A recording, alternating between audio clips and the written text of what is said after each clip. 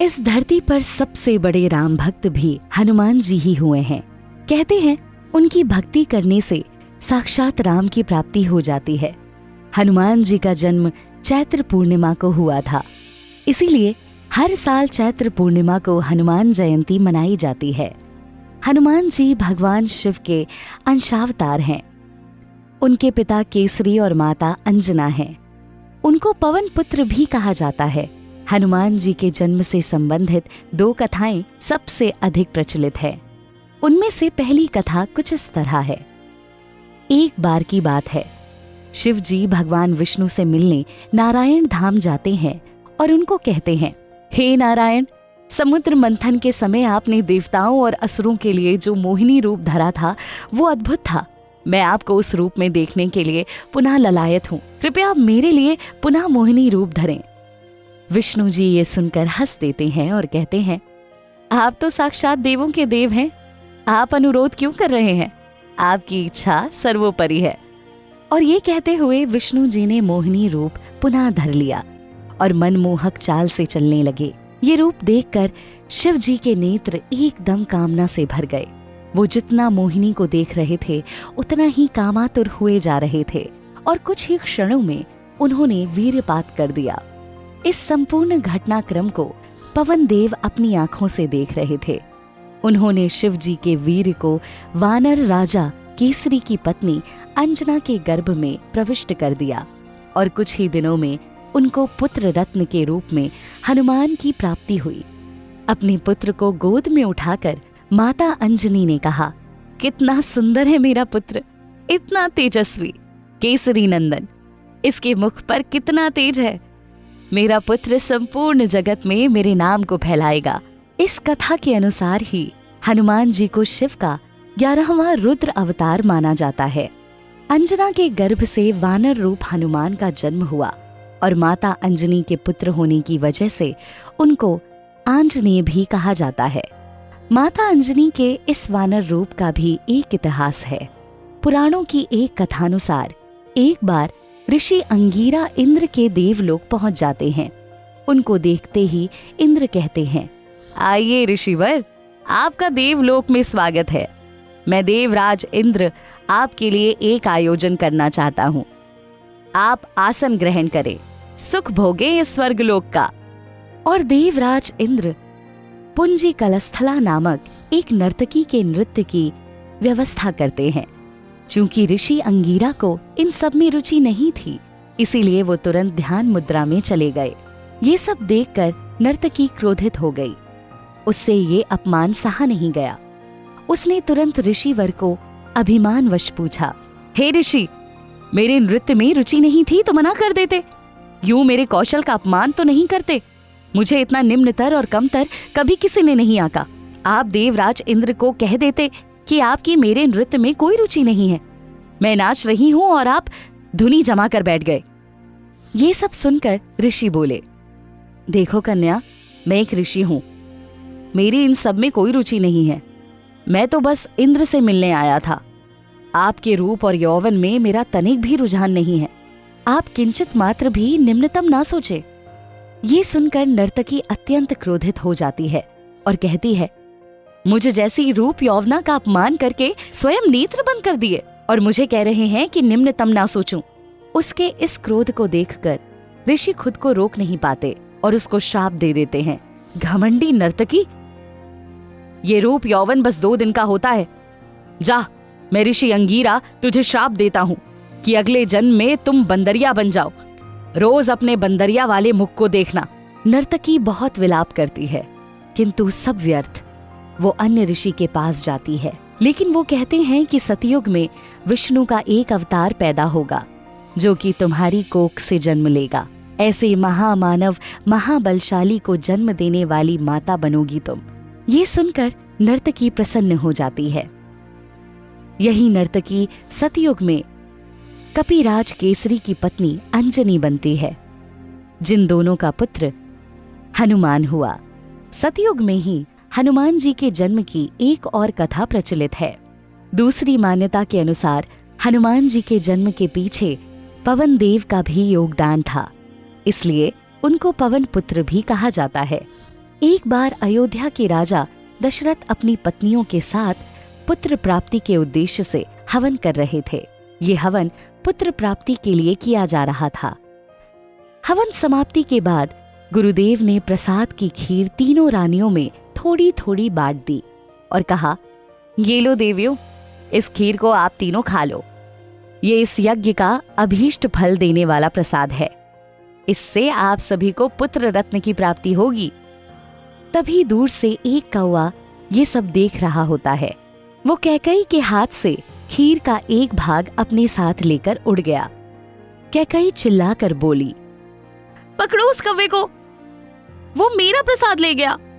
वो कौवा उड़ते उड़ते ऐसी एक जगह प्रसाद को ले गया जहां अंजना माँ शिव जी की तपस्या कर रही थी। तपस्या करती अंजना के खुले मुख में वो खीर का अंश चला गया। वो ये सब देखकर चौंक गई और बोली, हे ईश्वर, ये क्या है? ये खीर कहाँ से आई? अवश्य शिव जी का प्रसाद है ये कहते हैं इसी प्रसाद की वजह से ही हनुमान का जन्म हुआ। ये सब भगवान शिव और वायुदेव के इच्छानुसार हो रहा था। कौवे ने तो उनकी आज्ञा का पालन किया था बस। ये भी तथ्य है कि हनुमान जी आज भी शरीर विद्यमान हैं धरती पर। इस बात का प्रमाण महाभारत में मिलता है। भीम को हनुमान जी वयोवृद्ध अवस्था में रास्ते में मिलते हैं। भीम ने उनके साक्षात दर्शन किए थे महाभारत काल में। बजरंग बली चिरायु हैं। भगवान राम ने इन्हें वरदान देते हुए कहा कि हनुमान, आप मुझे अत्यंत प्रिय हो, बिल्कुल भरत की तरह। इस धरती पर जहां भी राम कथा का आयोजन होगा वहां आपका नाम भी सबसे पहले लिया जाएगा। आपका नाम हर उस स्थान पर रहेगा जहां मेरा नाम रहेगा। राम नाम के सिंदूर का चोला पहनेंगे आप। इसलिए माना जाता है कि आज भी हर राम कथा में हनुमान स्वयं आकर बैठते हैं। हनुमान जी के जीवित होने की वजह से उनका महत्व कलयुग में सबसे अधिक है। उनको साधने से साक्षात राम की प्राप्ति हो जाती है।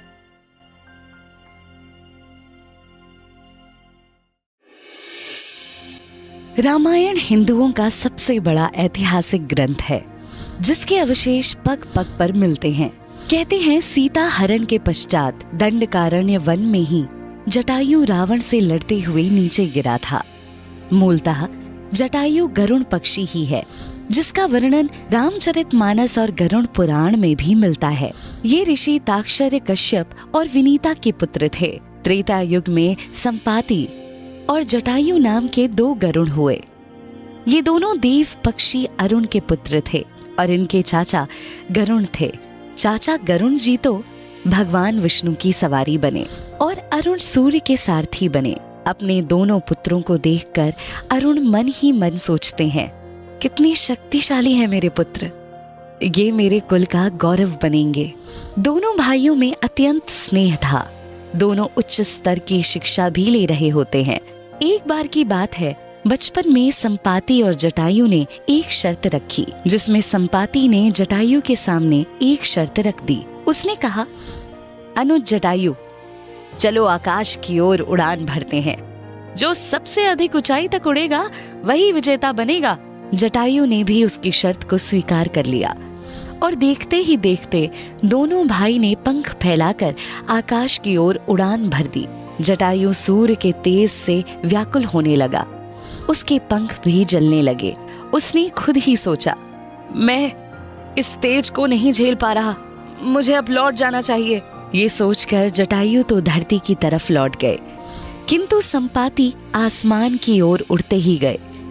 सूर्य के प्रखर ताप से संपाति के पंख जलने लग गए और वो व्यथित हो गया। वो अपनी उड़ान को संभाल नहीं पा रहा था और अचानक से उसके पंख पूरी तरह से जल गए। उसकी वजह से वो तेजी से नीचे गिरने लगा और एक समुद्र तट पर आकर गिर गया।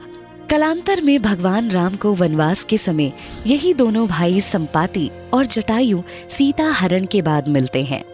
रामायण काल में वनवास के समय जब राम, सीता और लक्ष्मण के साथ पंचवटी में कुटिया बनाकर रह रहे, जब राम स्वर्ण मृग के पीछे दौड़ रहे थे, तो रावण भेष बदल कर आ गया और उसने सीता माता का अपहरण कर लिया और सीता माता को पुष्पक विमान पर बैठा दिया और आसमान की तरफ उड़ चला। सीता मैया लगातार चिल्ला रही थी, राम, मेरे राम, बचाओ, मुझे बचाओ, इस दुष्ट ने मेरा अपहरण कर लिया है। तभी पृथ्वी पर एक वृद्ध पक्षी ने सीता की पुकार सुनकर मन ही मन सोचा, ये किसकी आवाज है? लगता है कोई समस्या में है। राम का नाम सुनकर जटायु फिर सोच में पड़ गया और बोला, ये राम का नाम कौन ले रहा है बार बार? ये इस जंगल में कौन नारी है? ये चीख भी आसमान की तरफ से आ रही है। उधर पुष्पक विमान में माता सीता जोर जोर से विलाप करने लगी और शरीर के आभूषणों को नीचे फेंकने लगी, ताकि जब भी वहां से राम होकर गुजरे उनके अवशेष को देख पाएं। उनमें से एक पुष्प जटायु पर गिर जाता है। जटायु तुरंत ऊपर देखता है। जटायु अत्यंत वृद्ध होने के कारण सब कुछ ना भली भांति देख पाता है, ना ही सुन पाता है।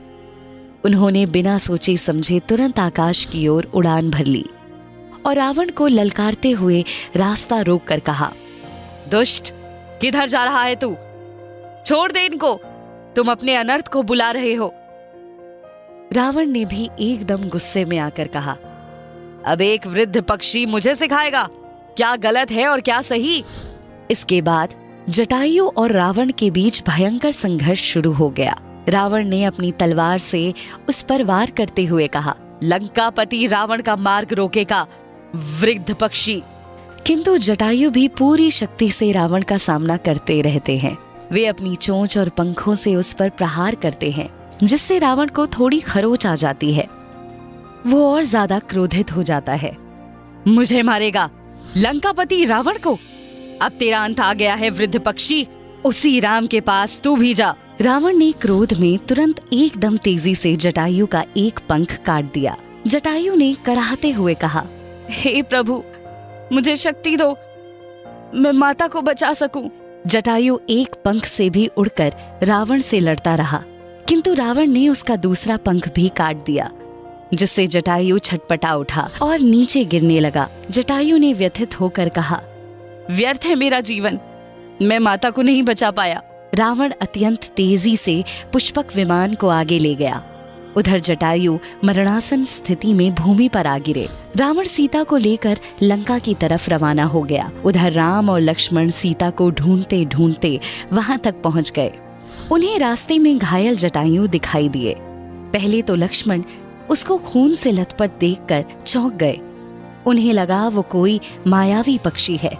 भैया, मुझे लगता है इसी मायावी पक्षी ने भाभी को खा लिया, मैं अभी इसका प्राण हर लेता हूँ। लक्ष्मण ने अपना धनुष कमान उतारा और उस पर बाण चढ़ा लिया, लेकिन तभी राम ने उन्हें रोककर कहा, कुछ नहीं हुआ है सीता को, रुको, मुझे उससे बात करने दो। अत्यंत वृद्ध लग रहे हैं ये पक्षी, ये कुछ कहना भी चाह रहे हैं। राम जटायु के पास जाकर उनसे पूछते हैं, कौन है आप? कुछ कहना चाह रहे हैं आप? आपकी ये दुर्दशा किसने की? जटायु राम को समीप देखकर बोलते हैं, अच्छा हुआ तुम आ गए पुत्र। मैं जटायु, तुम्हारे पिता दशरथ का मित्र। तुम्हारी भार्या सीता का हरण कर रावण दक्षिण दिशा की ओर ले गया है। मैंने उसको बचाने का बहुत प्रयत्न किया, किंतु रावण ने मेरे पंख काट दिए। ये देखो तीर, मैं बस आपकी राह ही तक रहा था। राम एकदम व्याकुल होकर कहते हैं, ओह, आपके बारे में तो मुझे पिताश्री ने बताया था। तो आप हैं अरुण पुत्र, संपाति के भाई जटायु। आपसे मिलकर मैं धन्य हुआ। जटायु भी भारी मन से कहते हैं, जीवन तो मेरा धन्य हो गया पुत्र, मेरा अंतिम समय आ गया है, मुझे अपनी गोद में ले लो। अब मैं अपने प्राण त्याग सकता हूँ। मुझे मुक्ति दे राम। आपको रावण के बारे में बताने के लिए ही मैं अब तक रुका हुआ था। रावण लंका में रहता है। वो विश्रवा का पुत्र और कुबेर का भाई है। वो दक्षिण दिशा की तरफ आगे बढ़ गया है। अब मैं अधिक देर जीवित नहीं रह पाऊंगा। मुझे मुक्ति दो राम, मेरे इस नश्वर शरीर को जाने दो। राम ने जटायु के सर को अपनी गोद में रख लिया। थोड़ी ही देर में जटायु ने भगवान राम की गोद में प्राण त्याग दिए। राम ने भावुक होकर कहा, श्रेष्ठ, आप कितने महान हैं। आप मेरे पिता के मित्र होने की वजह से मेरे लिए पितृ तुल्य ही हैं। आपका अंतिम संस्कार मैं अपने हाथों से करूंगा। भगवान राम की आंखें नम हो गईं। भगवान राम ने जटायु का अंतिम संस्कार और उसका पिंडदान किया और कहा, हे गिद्धराज, आपकी कीर्ति संपूर्ण धरा पर सदैव बनी रहेगी। आपके वैभव को पीढ़ियां ग्रंथों में पढ़ेंगी। इस तरह से पूर्व जन्म के कर्मों के कारण साक्षात राम से जटायु को मुक्ति मिली। जटायु ने ही सर्वप्रथम सीता के अपहरण के बारे में राम को बताया। आज भी जटायु के अवशेष वन में मिलते हैं और उनका नाम सम्मान से लिया जाता है। गरुड़ पुराण में उनका उल्लेख विशिष्ट तौर पर लिया जाता है।